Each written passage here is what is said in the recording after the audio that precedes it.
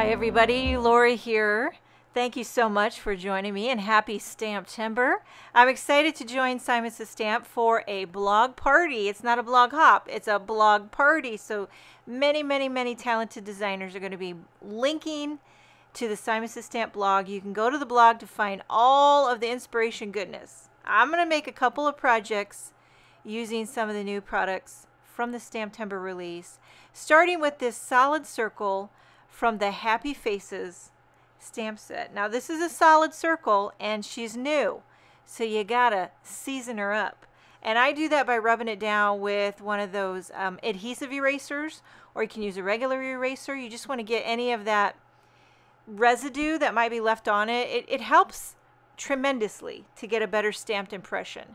Okay, so I'm going to start inking this up. I'm going to be using all Pawsitively saturated inks. I'm starting with Cadet, which is a delicious blue, if I do say so myself. And now I'm going to bump that panel. I started at 2 inches, and now I bumped the panel up to 1 1/4. So I just move the panel 1 1/4 inches, whether I go up or down, and it does all the work for you. Okay, and I just stamp it 3 times with that Cadet ink. And it makes a nice overlapping pattern, which tickles my fancy. Now I cleaned off the solid circle stamp and I position it a smidge to the left. I'm going to do the same thing. This time I'm using Dublin ink, which is a beautiful mint. I love it. Okay, and I'm going to stamp this again. So I bump that panel up 1 1/4 inches. You let the Misty do the heavy lifting for you. Again with the Dublin, back down 1 1/4 inches, and again with the Dublin. I just like saying Dublin. Okay, clean the stamp off. We're going to do the right side. This is what you call the redneck eyeball it technique. I'm not measuring, I'm just eyeballing it.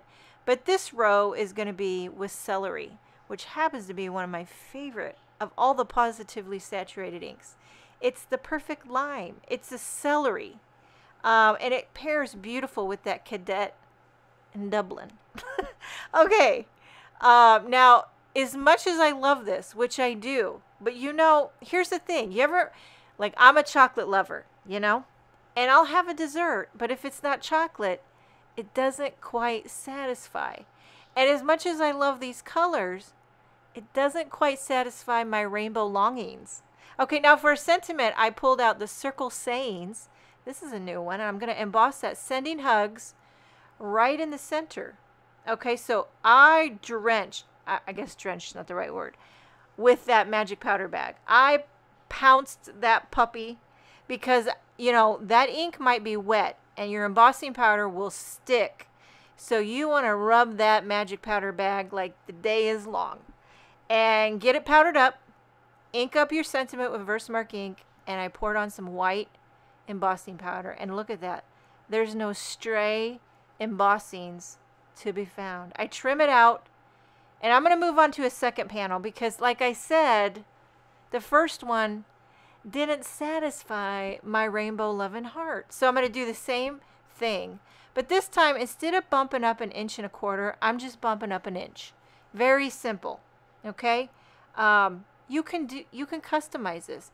You can use different shapes. You can use different colors. You just bump the panel. I should call this technique bumping up, or I need a good name.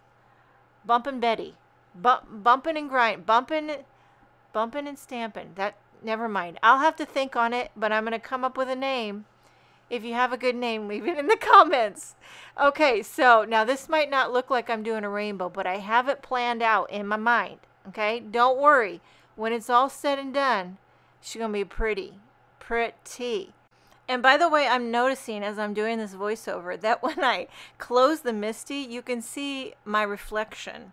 And all I'm asking is just don't look too closely at my reflection because I look like a gremlin. Okay, when I'm stamping at home, I ain't getting dressed. I'm not fixing my hair. And my reflection can be a little frightening.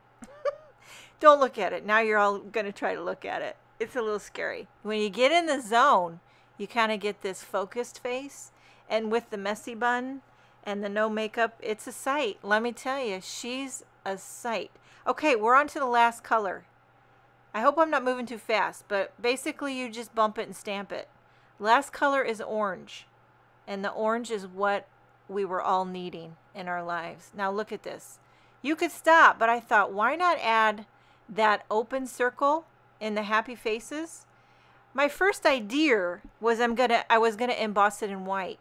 But when I stamped it with that Versamark ink and I took a look, I just stepped back and took a look, I thought, ooh, I kind of like the way it looks just with the Versamark ink.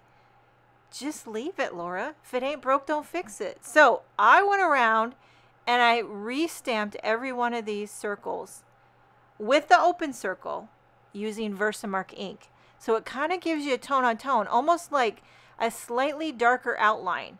Then I took the smiley face and one of those curved sentiments from the happy faces and I stamped it right in the center. I was debating.